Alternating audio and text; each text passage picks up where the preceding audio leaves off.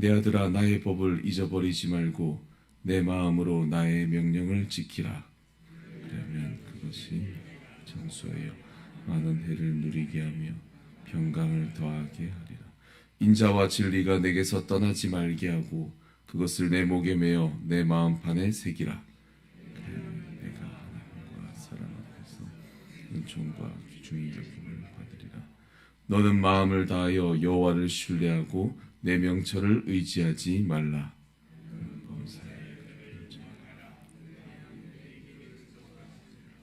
스스로 지혜롭게 여기지 말지어다. 여호와를 경외하며 악을 떠날지어다. 이것이 내 몸에 양약이 되어 내 곳을 내 재물과 내 소산물의 처음 익은 열매로 여호와를 공경하라.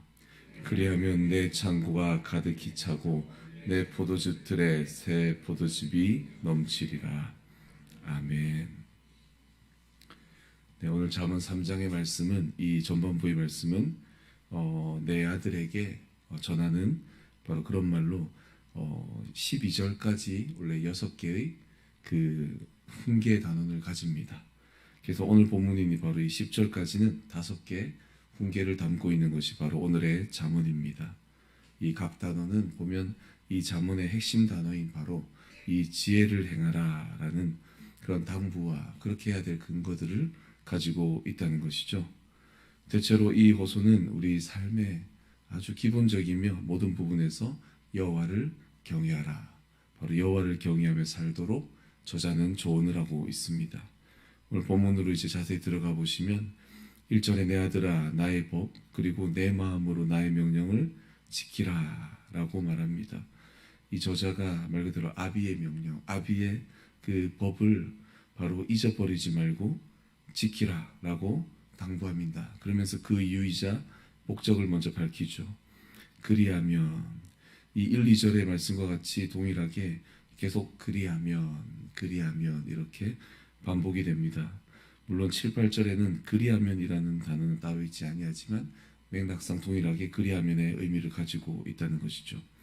이렇게 1, 2절을 먼저 보시면 그리하면 사랑하는 바로 이 아들이 장수하며 인생의 긴 시간 동안 평강의 삶을 살 것이다 라고 말하고 있습니다. 3, 4절도 이제 보시면 두 번째로 특별히 3절에 아주 중요한 단어가 나옵니다. 바로 인자와 진리가 이제 먼저 나옵니다. 이 두 단어는 여호와께서 바로 언약 관계에 그 따라서 여호와 스스로의 성품을 선포하실 때 주로 사용했던 바로 단어입니다. 우리가 잘 기억하고 있는 내용으로 모세에게 하나님이 그 출애굽기 34장 5절에서 7절에 이렇게 말씀하십니다. 여호와께서 구름 가운데 강림하사 그와 함께 거기 서서 여호와의 이름을 선포하실세. 여호와께서 그의 앞으로 지나시며 선포하시되 여호와라 여호와라 자비롭고 내롭고 노하길 더디하고 인자와 진실이 많은 하나님이라. 인자를 1000대까지 베풀며 악과 과실과 죄를 용서하리라. 이렇게 이하의 말씀을 이렇게 선포하고 계시죠. 바로 우리 하나님께서 어떠한 분이신가를 말할 때 바로 이 인자와 진리에 대한 내용이 나온다는 것입니다. 인자와 진실이 많은 하나님이라. 이 말씀과 같이 이 인자는 기본적으로 이제 헤세드라고 말하는 인자입니다. 하나님께서 사람에 대하여 바로 자비와 은혜를 베푸는 것을 뜻한다는 것이죠. 또 이 언약으로 이제 생각을 할 때 또 사람이 하나님께 대하여도 이 부분에 대해서는 어떻게 볼 수 있는가? 바로 전인격적인 순종과 헌신을 또 말할 수 있습니다. 또한 사람과 사람의 언약에 대해서는 바로 형제 사랑으로 우리는 또 말할 수 있다는 것이죠. 이것을 우리는 헤세드, 즉 인자라고 말하며 신약에서는 우리가 아가페라는 단어로 또 연결해서 생각할 수 있다는 것입니다. 바로 이 인자 그리고 진리는 무엇입니까? 확고하게 확실하게 언약을 신실하게 행한다라는 바로 그 신실함과 지속성을 말한다는 것입니다. 이 인자와 진리를 바로 나에게서 떠나지 않게 하고 이 떠나지 않는 방법으로 무엇입니까? 내 목에 매며 내 마음판에 새기라라고 이 보여지듯이 신신당부하는 바로 부모의 이 훈계를 통하여 우리는 어떻게 해요? 4절에 그리하면 내가 하나님과 사람 앞에 은총 그리고 귀중히 여김을 받게 된다라고 이 아비로서 아들에게 두 번째 훈계를 하고 있습니다. 그래서 이어서 보시면 또 5, 6절에 보시면 5절에서 이 바로 잠언에서 가르치는 이 지혜로운 그 생명의 길을 가는 바로 그것이 무엇입니까? 여호와를 신뢰하는 것. 다른 말로 무엇입니까? 여호와를 경외하는 것을 말하고 있습니다. 마음을 다하여 여호와를 신뢰한다는 것은 바로 여호와를 깊이 의존한다라고도 우리는 말할 수 있습니다. 그리고 경외하고 의존하는 것, 이게 바로 신뢰한다라고 우리는 말할 수 있다는 것입니다. 그리고 여호와를 신뢰하는 것의 반대말을 바로 얘기합니다. 무엇입니까? 5절의 후반부죠. 내 명철을 의지하지 않는 것. 즉 반대말을 의지하는 것이겠죠. 나의 명철을 의지하는 것이 바로 여호와를 신뢰하는 것과 서로 대비된다는 것입니다. 무슨 말입니까? 우리가 긍정으로 본다면 나의 삶을 여호와께 맡겨야 되겠다. 또 부정으로 이제 하면 안 되겠다고 본다면 바로 내 명철을 의지하면 안 되겠다라고 우리는 동일하게 볼 수 있는 것이죠. 이렇게 아비가 아들에게 훈계를 할 때 이제 아비는 어떻게 합니까? 바로 이것을 나의 인생의 모든 부분에서 바로 하나님을 인정하는 것이 바로 내 명철을 의지하는 것이 아니고 또 하나님을 인정하는 것이 바로 나의 마음을 다해 여호와를 신뢰하는 것이다 라고 지금 5, 6절에서 바로 말하고 있다는 것이죠. 그리하면 어떻게 해요? 여기 주어가 안 나오지만 이제 원에 나오죠. 여호와께서 너의 길을 지도하실 것이다 라고 하는 겁니다. 여러분, 우리가 우리 인생을 우리가 주관하는 것이 아니라 하나님께서 인도하셔서 결국 하나님 인도하시는 그 안정적이고 완전한 그리고 거룩하고 지혜로운 삶으로 나아가기를 원하신다면 어떻게 해요? 범사에 하나님이 나의 주인입니다 라고 인정해라는 겁니다. 그게 무엇이라고요? 또 5절에 바로 하나님을 믿고 의지하는 겁니다. 또 무엇이라고요? 나의 명철을 의지하지 않는 것이라는 바로 그것을 아비가 아들에게 말하고 있다는 것이죠. 자, 이제 또 7, 8절로 이어집니다. 그래서 이제 이 아비는 말합니다. 스스로 지혜롭다라고 생각하면 안 된다라고 말합니다. 스스로를 지혜롭게 여기는 것 또한 바로 여호와를 경외하는 것에 또 반대의 삶일 수 있다라고 저자는 말하고 있다는 것이죠. 그래서 여호와를 경외하는 삶이 바로 악을 떠나는 바로 악을 미워하시는 하나님의 뜻을 따르는 것이다라고 또 당연히 말합니다. 여러분, 무엇입니까? 여호와를 경외하는 삶이 그 여호와께서 미워하시는 바로 악으로부터 멀어지는 것 당연합니다. 어느 부모가 아니요 어느 자녀가 이 부모가 싫어하는 것을 좋아하고 즐기면서 나는 부모를 공경합니다 라고 그렇게 말할 수 있겠습니까? 나는 부모님을 존경하고 경외합니다 하면서 부모님이 싫어하는 일을 막 즐거워하고 행하고 있다면 말이 안 되는 것입니다. 그렇죠? 말 그대로 무엇입니까? 악을 미워하시고 죄를 미워하시는 우리 여호와 하나님을 경외하고 공경한다면 어떻게 해요? 바로 우리는 악으로부터 떠나는 것이 바로 그 최선의 방법이다 라고 오늘 저자는 말하고 있다는 것이죠.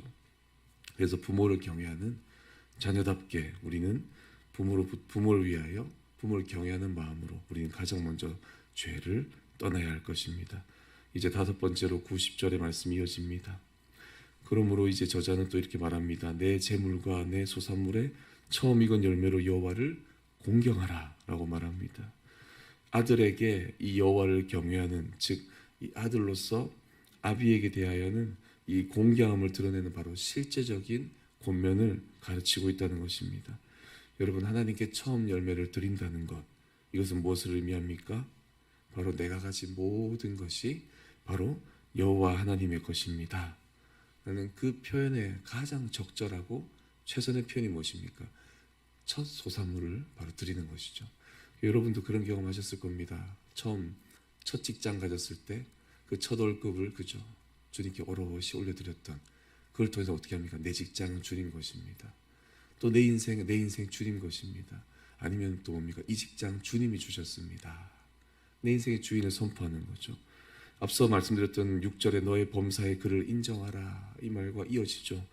내가 주님을 나의 모든 것이며 내게 주신 이 재물, 소산물 주님 것입니다 라고 생각한다면 어떻게 해요? 아들아, 너의 첫 열매를 주님께 드림으로 그 의미를 적절하게 표현하라 라고 좋은 이제 이 권면을 하고 있다는 것이죠. 그럼 10절에 나옵니다. 그리하면 어떻게 됩니까? 내 창고가 차고 포도즙이 넘친다고 말합니다. 무엇입니까? 바로 하나님이 우리를 사랑하신 그 첫 열매 예수 그리스도를 주신 게 최고의 사랑이듯이 우리가 그 사랑에 보답하는 가장 최고의 표현이 바로 우리의 가진 것에 가장 소중한 첫 열매를 드림으로 우리의 인생 주님 것입니다 라고 표현하라고 실제로 말한다는 것입니다. 오늘 이 5가지의 그 권면을 훈계를 보면서 결국 무엇입니까? 이 아비가 아들에게 주는 이 마음이 무엇입니까? 바로 우리 아버지께서, 우리 하나님 아버지께서 바로 이 그리하면 이후에 나오는 말씀처럼 결국 우리가 주님 앞에 장수하며 나와 함께 오래 살며 평강 가운데 거하며 또 무엇입니까? 10절과 같이 너의 창고가 가득 넘치고 포도즙이 넘치는 무엇이 결국 이 영이 충만하고 영적으로도 충만하며 육신적으로도 충만한 아주 귀한 삶을 어떻게 해요? 아비를 인정하며 주님을 아버지와 같이 섬기며 살아가기를 바라는 그 주님의 사랑이 바로 오늘의 이 5가지 권면으로 드러난다는 것입니다. 우리는 우리 하나님을 아버지로 인정하며 살아가는 주님의 자녀입니다. 그렇다면 아비가 아들에게 주는 이 훈계와 같은 귀한 지혜의 말씀을 가지고 나는 오늘 이 말씀을 주님 앞에 실천하며 주님은 나의 아버지 되십니다. 주님은 나의 주인 되십니다. 라고 선포하시며 또 이 말씀 나만 가지는 것이 아니라 바로 귀한 잠언을 또 나의 가족에게 또 사랑하는 영혼들에게 전하며 함께 주님 앞에 거룩하게 아름답게 자녀답게 살아가시는 귀한 여러분 되시기를, 그런 오늘 되시기를 주님의 이름으로 소망합니다.